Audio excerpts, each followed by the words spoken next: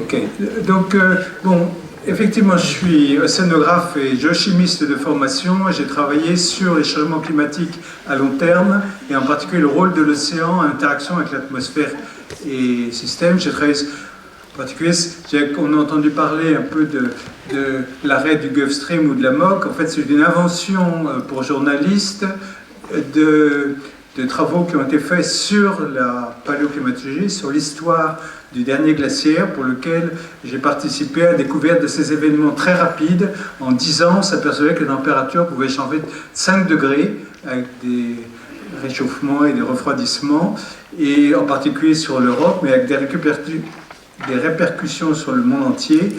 Et c'est ça un peu qui a excité Ramsdorff et un certain nombre de gens, parce que la différence, c'est qu'il y avait des glaciers de 2 km d'épaisseur qui descendaient jusqu'à l'Allemagne et le milieu de l'Angleterre et qui couvraient tout le Canada. Ce n'est pas exactement la situation actuelle. Donc personnellement, je considère qu'il ne faut pas tout mélanger. Je ne vais pas du tout vous parler d'océan et de paléocéanographie. On a parlé beaucoup d'océan. En fait, je dirais l'intervention de Gonéry... il a fait toute l'introduction côté océan, donc je n'ai pas besoin de... Okay, je vais partir rapidement de quelques rappels pour essayer de vous faire comprendre qu'on fait des conseils, on essaie de réfléchir, on fait le GIEC et autres pour essayer d'attaquer cette transition climatique, mais on parle beaucoup, on réfléchit beaucoup, mais on n'agit pas beaucoup. Et oui, je vais essayer de discuter avec vous un peu du pourquoi et comment on pourra arranger les choses. Alors déjà, bien sûr en Bretagne, il faut repartir sur l'année 2022 qui a fait réaliser que la Bretagne, c'est pas du tout le terrain, je dirais, tempéré, climat tempéré, avec les gentilles pluies d'hiver de bruine et puis les étés doux. Non, on peut avoir des événements graves. Ici, c'est la mortalité pour lequel, avec un grand pic en juillet. Donc même en France, on peut avoir des mortalités qui augmentent fortement quand le climat change. On a eu des problèmes en limite de manquer d'eau en Bretagne, c'est la grande surprise. Ah bah oui, la Bretagne n'a pas beaucoup de nappes profondes et on peut manquer d'eau. Et puis on peut aussi avoir trop d'eau. Bon, là on a parlé beaucoup du Pas-de-Calais, mais nous en Bretagne Sud, là on a eu des pluies avec 100 mm qui sont tombés en quelques jours. Donc ça coule très vite à l'océan, mais n'empêche qu'on peut avoir des pluies très fortes aussi qui arrachent tout. Juste pour rappeler, je ne pense pas qu'il y ait beaucoup de climato-sceptiques ici dans la salle, mais c'est sans équivoque le fait que le climat est lié au fait que l'homme a brûlé beaucoup de charbon, de pétrole et autres, a rajouté beaucoup de gaz carbonique dans l'atmosphère, a changé l'effet de serre, et comme mon ami Raymond Zarial l'a évoqué rapidement tout à l'heure, en gros, pour toute l'énergie qu'on a consommée qu'on a récupérée en brûlant le charbon et le pétrole, donc on a changé le climat avec des effets énergétiques 20 à 30 fois supérieurs. Donc on a vraiment déclenché une machine au niveau global énorme et qui va faire que s'amplifier dans les terrains futurs, puisque, en fait, quoi qu'on fasse, on n'est pas apte à baisser les émissions de gaz carbonique. On a été appelés chacun à faire nos efforts, mais en même temps, on l'a vu, la Chine multiplie les centrales à charbon, a décidé de devenir leader et est devenir leader dans toute une série de domaines, et a décidé que de toute façon, ils ne baissaient pas leur flux de gaz carbonique avant 2060 au minimum, et ils ont prévenu. Après, ils essaieront de stabiliser le système. L'Inde, pareil, il ne faut pas se faire d'illusions. Oui, on fait les efforts, mais la Terre va continuer à se réchauffer et le climat va continuer à se dégrader. Alors, on peut regarder localement, ça c'est un diagramme un peu des sources, je dirais, françaises d'émissions du gaz carbonique, et on voit que le transport c'est vraiment un gros phénomène, mais l'industrie en France il n'y en a pas beaucoup, mais par contre il y a l'élevage qui est assez important, et puis les bâtiments restent importants. Vous avez le diagramme avec les couleurs là, pour la Bretagne. Donc il y a des moyens de baisser l'énergie. Baisser l'énergie en Bretagne, ça n'a rien à voir avec le fait de faire influer la Chine ou l'Inde, mais par contre, ça nous prépare au futur, parce que de toute façon, on va être obligé de gérer un monde en jouant avec moins d'énergie, parce qu'on va être jamais... Actuellement, on ne voit pas comment on pourrait être capable, dans les années 30, 40, 50, de produire toute l'énergie dont on aura besoin si on veut se débarrasser totalement des énergies pétrolières. On parie sur l'énergie nucléaire. On a vu un certain nombre de problèmes tout à l'heure. Ce n'est pas du tout évident qu'on arrive à produire effectivement suffisamment d'énergie électrique avec l'énergie nucléaire. Et de toute façon, les Bretons ont bien montré qu'ils n'en voulaient pas, donc ils comptent sur les autres pour leur fournir l'énergie. Et ce n'est pas évident que les autres fourniront toute l'énergie dont on a besoin. Donc de toute façon, il faut... Les éoliennes. Les éoliennes, mais avant qu'on ait avec les éoliennes autant d'énergie dont on a besoin, on est encore assez loin. Hein. Il faut essayer d'en faire le maximum, mais on est encore assez loin. Mais c'est pas joli pour le paysage, hein, alors ouais. Bon, bon, heureusement, il y aura de plus en plus de soleil, c'est fait que les panneaux solaires, ça marche, mais ça prend la place dans les champs, donc heureusement, on ne mangera plus de viande, donc on n'aura plus besoin de vaches. Bon, là, je fais un peu de provocation gratuite, mais c'est simplement pour vous montrer que les problèmes à résoudre ne sont pas simples et il faut vraiment que tout le monde s'investisse pour essayer de trouver ces solutions.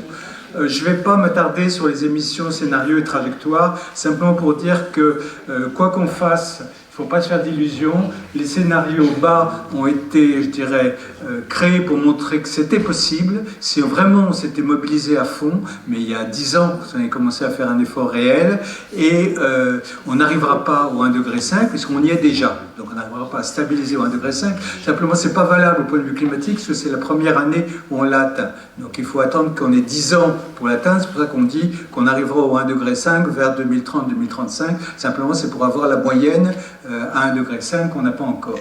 Mais donc, on va actuellement, comme on l'a dit tout à l'heure, autour d'un trajectoire qui est de l'ordre de 3 degrés pour le globe et 4 degrés pour la France à la fin du siècle. Mais il faut vraiment réaliser que c'est énorme. Parce que 4 degrés, je ne sais pas, vous êtes des animaux à sang chaud, moi aussi, on s'est régulé pour pouvoir tenir le coup par rapport à notre énergétique interne. Et notre régulation, on est à peu près en forme entre 37 et 38, sur 1 degré de gamme.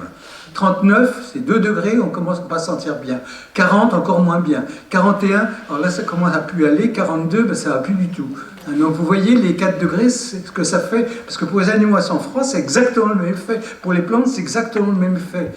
Donc il ne faut pas croire que 4 degrés, c'est pas grand-chose. 4 degrés, c'est énorme en moyenne. Surtout que qui dit 4 degrés en moyenne, dit accentuation des vagues de chaleur qu'on commence à en avoir, dit toute une série de phénomènes. Donc c'est dramatique et il faut vraiment se rendre compte qu'on va vers une évolution dramatique si on n'agit pas.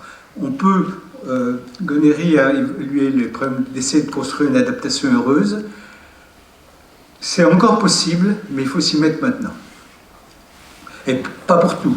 De toute façon, il ne faut pas se faire d'illusions. La corne de l'Est en Afrique, certaines régions asiatiques, quand il fera plus de 42 degrés en moyenne avec une atmosphère humide, on ne peut plus faire de sueur, on ne peut plus évaporer. Donc tous les gens qui n'auront pas d'air conditionné, qui ne pourront pas s'enterrer dans des caves profondes, ils disparaîtront, il n'y aura pas le choix. Ou ils viendront dans les pays avec de l'air conditionné, ou dans les pays du Nord, où il y a de l'air conditionné naturel. La Bretagne, donc elle n'est pas épargnée. Ça, c'est l'évolution de la température moyenne annuelle d'Inard, c'est pas très loin d'ici. Et on était à 12,8 en 2022-2023. Avec le Haut Conseil breton, là, on a fait un rapport là, où on regarde un peu tous ces problèmes-là, qui est disponible sur Internet. Et la projection, donc, avec le RCP, donc en gros le RCP 4,5 pour Dinard, donc on arriverait 2100 autour de 13, 14. Oui, je trouve que ça va pas très loin. Ça me semble bizarre cette projection-là. Enfin. Si on regarde les caractéristiques des étés à Brest en fonction de la température et des précipitations, vous avez donc tout en historique avant la période récente, 82 000, la dernière période de moyenne climatique, presque tous les points sont à gauche. Et quand on regarde l'évolution des derniers étés, 2022, donc très net, plus chaud en été. 2023, on n'était pas exceptionnellement plus chaud, on était plutôt dans la moyenne. Hein. Mais si on regarde maintenant l'évolution future, on voit, donc on est à Brest, hein, on voit qu'en fait, on est sur la trace des étés qui vont arriver. Chaque année, c'est un point rouge. Donc, le réchauffement, on va le voir rapidement. Alors, de ça, il faut vraiment se dire, c'est impératif d'agir vite et d'agir fort. Donc, très nettement au niveau de l'augmentation nette des températures, hein, des épisodes chauds, des épisodes extrêmes, tendance qui va se poursuivre. Je vous rappelle qu'on a eu des 40 degrés. Bon, 45 degrés, il faut commencer à se mettre bien à l'ombre. Heureusement, ici, on n'a pas des 45 degrés saturés en humidité, ce qui fait qu'on peut suer, donc on supporte. 50 degrés, on peut encore un peu supporter si on n'y reste pas trop longtemps. Mais par contre, nos vaches dans les champs, ils n'aimeront pas si on n'a pas assez d'ombrage, et les plantes n'aimeront pas non plus du tout, hein, vos jardins. Donc, ça ne sera pas spécialement agréable. Et la Bretagne est plutôt très favorisée parce qu'il y a l'océan tout autour. Hein.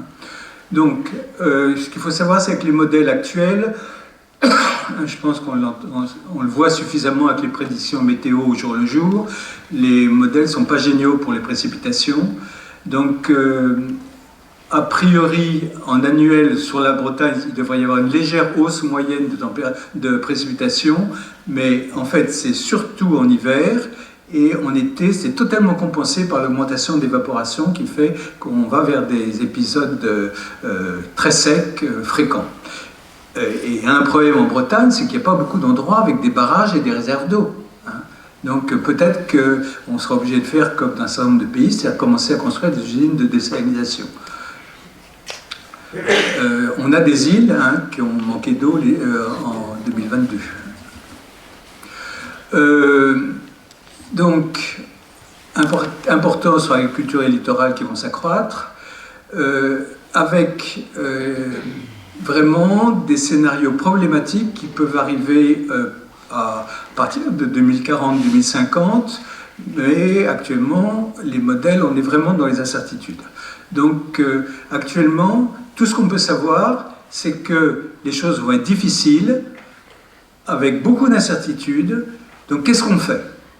Et le grand problème, c'est qu'est-ce qu'on fait ? On veut se protéger, on est capable de se protéger, mais jusqu'à quel point ? On ne va pas dépenser des milliards de toute façon qui ne seront pas disponibles, parce que toutes les régions françaises en réclameront, et puis il faut aussi en donner un peu aux pays en développement, parce que sinon ils vont vouloir tous venir ici, et on ne va pas pouvoir mettre des murs partout, et les marchands de canons sont très efficaces pour récupérer les conflits potentiels.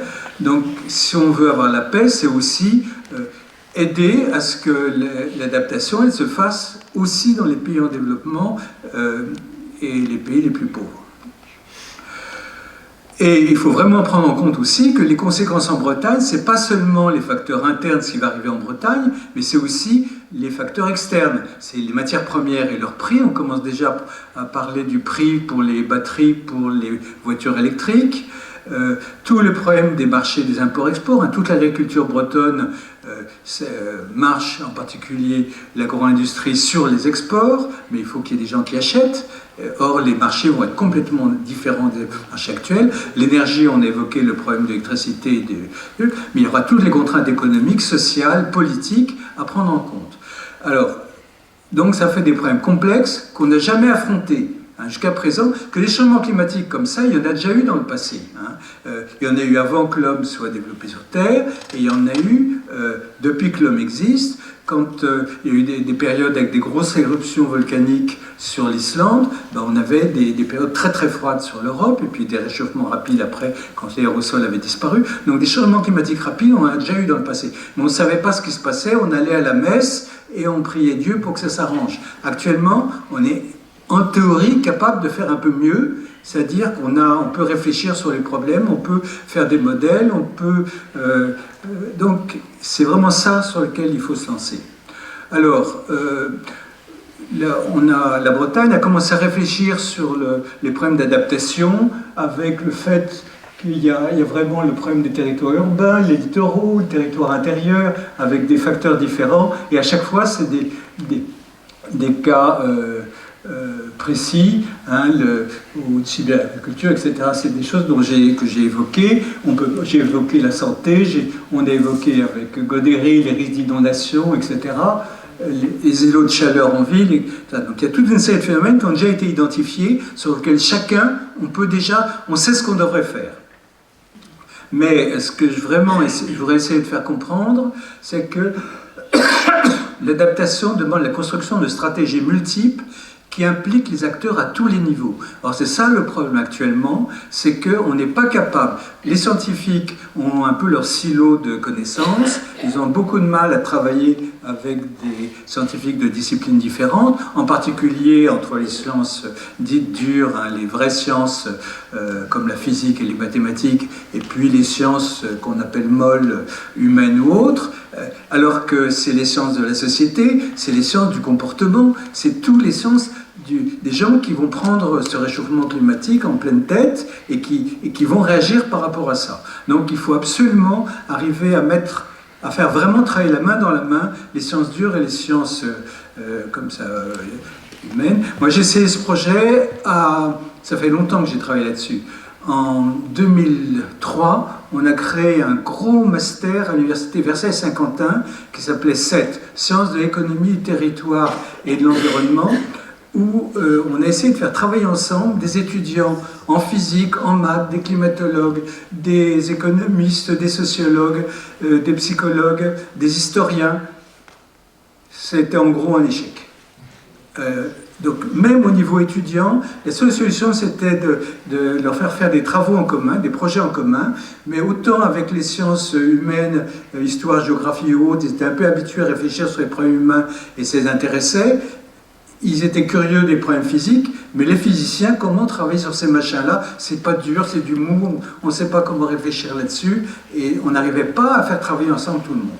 Donc, un des objectifs de notre travail pour démarrer ces conseils, c'est le cas du Haut Conseil pour le climat au niveau français et des conseils régionaux, comme le HCBC, le Haut Conseil pour le climat breton, c'est vraiment qu'on apprenne déjà entre scientifiques à interagir, à échanger les connaissances et à essayer de construire une vraie culture commune qui nous permet de réfléchir aux problèmes dans toutes les dimensions. Et ça, c'est vraiment pas facile. Donc il faut englober... et les scientifiques, là, ont une très grosse responsabilité là-dessus, parce c'est quand même la culture scientifique qui donne les outils pour réfléchir à quelque chose qui n'existe pas encore, mais dont on a des briques, et pour les mettre ensemble pour essayer de construire des hypothèses, et à partir de ces hypothèses, de construire des raisonnements, des stratégies et autres. Donc on a les outils, mais il faut apprendre maintenant à savoir s'en servir dans ce cas-là. Donc il faut... et le but, c'est vraiment de définir des stratégies climatiques dans les limites des connaissances existantes, et puis de transmettre ces connaissances pour mettre en route la machine. Donc il faut englober l'ensemble des disciplines, avec tous les aspects théoriques appliqués. Il faut interagir avec l'ensemble des composantes sociales, économiques, techniques, politiques. Les élus, on a plein d'élus qui seraient d'accord pour travailler avec nous, mais l'ennui, c'est que tout de suite, il y a le poids des équilibres politiques, il y a tout un jeu qui fait qu'ils ne sont pas plus libres que les scientifiques pour dire, bon, on va parler librement d'un sujet. Chacun, on est coincé dans notre silo, mais c'est vrai pour les industriels, c'est vrai pour, hélas, beaucoup de gens. Donc, un énorme effort à faire, c'est au niveau sociologique de réapprendre une culture du commun. Donc, on a des outils en théorie, bon, par les conférences, mais les conférences viennent écouter que les gens qui, en gros, sont intéressés, donc ils sont déjà dans la sphère de communication. Les autres, ils ne viennent pas. Moi, à mes conférences climat, j'en fais pratiquement une tous les 15 jours. J'ai jamais vu un climato-sceptique à une de mes conférences. Depuis 20 ans, avant il y en avait, mais depuis 20 ans, j'en ai plus vu. Donc c'est sympathique, c'est dire qu'il y a une communauté de climato-pas sceptiques qui est là. Mais l'ennui, c'est que les autres, ils ne sont pas là, et ils sont dans leur silo eux aussi. Donc on fait des tables rondes, on essaie de travailler avec on fait de la formation et on fait des publications. Mais le problème vraiment, c'est d'interagir avec toutes les échelles territoriales en relation directe avec la Bretagne, ainsi qui est notre territoire. Et c'est pour ça qu'on a créé donc, le Haut Conseil breton pour le climat. Donc, la région nous a à fond soutenu là-dessus, avec une première mission donc, qui est l'accompagnement de la région. Elle est très concrète, elle nous a dit, ben, nous on prend des tas de décisions, sur chaque décision vous voulez nous dire est-ce que ça va dans le bon sens ou pas. Donc on est chargé de mettre des pastilles vertes, oranges ou rouges sur toutes les lignes du budget, on est chargé de réfléchir pour un certain nombre de décisions majeures, on a les textes en même temps que le CESER, hein, le Conseil économique et social régional, pour dire ben, qu'est-ce qu'on y pense, est-ce qu'on pense que c'est favorable ou pas par rapport à l'évolution future du climat et la nécessité de s'adapter. Donc ça, c'est le rôle du Conseil. On ne sait pas encore, comme on existe depuis 2 ans, on ne sait pas encore si nos conseils vont être acceptés, mais de toute façon, nos conseils eux-mêmes ne sont pas encore très bons, parce que nous-mêmes, on n'a pas vraiment formé cette communauté où on sait où on va. Hein, c'est un apprentissage commun. On apprend les problèmes vus de la région, et on commence à essayer d'y réfléchir, et les élus de la région commencent à nous écouter sur les premiers avis qu'on a, sachant qu'ils ne sont pas parfaits. Donc, on a...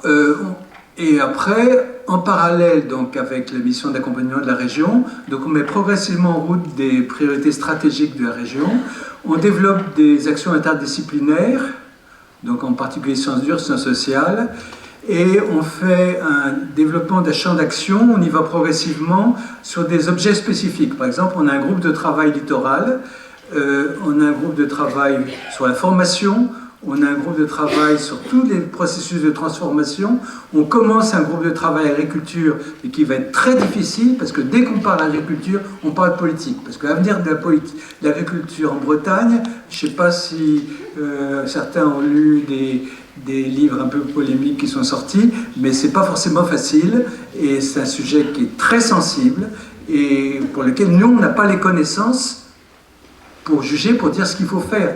Simplement, ce qu'on voudrait, c'est aider les gens qui sont compétents à faire rentrer les critères scientifiques et à travailler, donc en utilisant en particulier les chercheurs de l'agro et de l'INRA, qui sont un peu habitués à travailler sur ces communautés-là, pour interagir avec eux et interagir avec les agricoles. Mais c'est un apprentissage mutuel qui commence tout juste. Et puis, donc on fait des rencontres, des audits de spécialistes, on a un bulletin, on vient de développer un site internet, et on vient, parce qu'avec les vins, là on est vraiment, je suis le seul vraiment spécialiste du climat, il y a Anne-Marie Tréguier qui était océanographe, mais sinon donc, dans les sciences dures, on est tous les deux, sinon il y a des géographes, il y a des sociologues, il y a des économistes et autres, mais on est une toute petite communauté, donc la première chose qu'on a voulu faire, c'est qu'on a créé un groupe d'experts dans lequel on a, en gros, quiconque est scientifique et est prêt à venir travailler avec nous, on veut essayer de faire une sorte d'académie du savoir, de volontaires. Donc on a déjà renouvelé à peu près une centaine de scientifiques qui viennent des différentes universités bretonnes et laboratoires, mais c'est une liste qui est ouverte, qui va se développer, et dès qu'elle commence à se structurer, ce qu'on espère, c'est que ça va être une association indépendante qui va vraiment être en soutien par rapport à nous. C'est sur le modèle de ce qu'a fait Hervé Le Treut et Acclimatera en Nouvelle-Aquitaine, avec un groupe qui marche pas mal. Donc ça, on compte vraiment beaucoup sur les scientifiques pour nous aider à travailler. Alors après, il faut apprendre à travailler ensemble, hein, c'est pas forcément facile. Donc ça, voilà les vins Gugus et Gugus 7 du Haut Conseil breton, et le site. Alors ça, c'est le site par la Bretagne, en train de créer notre propre site, parce que l'idée, c'est à terme, on voudrait voler de nos propres ailes, puis être dépendant complètement de la région, et pour pouvoir interagir à tous les niveaux du territoire. Donc actuellement, je l'ai dit, ça c'est différentes spécialités qui sont représentées dans le Haut Conseil breton. Et donc rapidement, les activités 2022 vont montrer. Donc je vous ai dit, on a eu 4 avis, stratégie régionale de transition, plan régional santé environnement, évaluation au climat du budget et stratégie régionale d'adaptation. On a eu les 4 groupes thématiques, lorsqu'on a un groupe d'experts, formation de bulletin. Donc le bulletin 2023 qui est celui-là, et on est en train de préparer le bulletin 2024. Et Forum Climat Territoire, c'est un des moyens qu'on a pour communiquer avec les échelles infra, les élus des villes, les chercheurs locaux et les associations. Donc on a fait déjà un forum à Lorient, on est à peu près 300 personnes, et on va faire un forum cette année en fin mai à Brest. Donc celui de Brest sera plutôt autour des problèmes du littoral. Donc voilà le forum de Brest, 22-23 mai, le littoral breton face aux défis climatiques. Donc c'est ouvert, mais simplement au total on est limité par la taille des amphis. Donc il y a des inscriptions qui sont nécessaires, il y a un site pour les contacts. On commence par une conférence de ma collègue, la Valérie Masson, qui va pour lancer le système, avec un forum toute une journée du 23 mai, avec des ateliers et conférences, et vendredi 24 mai, c'est vraiment une journée d'échange avec les scientifiques locaux, avec l'UBO. Donc ça vous montre un peu le type de boulot qu'on fait. Avec, donc sur le site internet, vous pourrez voir, il y a déjà tous les ateliers et tout, vous pouvez vous inscrire. Alors, avec ce que nous donne maintenant l'État, hein, on a la ligne de la France doit s'adapter à une France à 4 degrés. Avec une ambition qui est forte, mais comme l'a montré un peu Gonéry tout à l'heure, le succès est loin d'être garanti. Il y a tellement de choses sur lesquelles on devrait travailler pour avoir une France bien dans sa peau, où les gens sont heureux, où il y a de solidarité, et où, dans un monde qui est tellement différent du monde actuel, c'est vraiment pas gagné. Hein, il faut sortir des missions fusiles, protection contre les extrêmes, la santé, alimentation, agriculture, économie, emploi, transport, équilibre individuel. Hein, quand on va, en théorie, dans 10 ans ou dans 12 ans, il n'y a plus un seul véhicule à essence ou diesel qui est vendu. Hein. Ben, qu'est-ce que vont faire tous nos petits artisans? Ils vont être obligés, ils ne vont jamais pouvoir se racheter des camionnettes électriques. Hein. Les agriculteurs, tout. Ça va poser des problèmes énormes. Alors, il y a des gens qui disent oh, on n'arrivera jamais à le faire. Peut-être, mais on a des impératifs, parce que si on ne fait pas ces efforts au niveau européen, ben les Chinois et les Indiens nous disent vous demandez des efforts, mais vous ne les faites pas. Donc, on n'aura pas le choix. Il y a des choses où il y a des pressions internationales qui feront qu'on sera obligé d'y aller. Donc, pour faire ces transitions, à l'échelle du territoire, il faut vraiment arriver à une participation de tous, avec un soutien de l'ensemble de la communauté scientifique et des acteurs du territoire, et chacun et chacune ont leur rôle et doivent et pouvoir agir. Voilà, merci.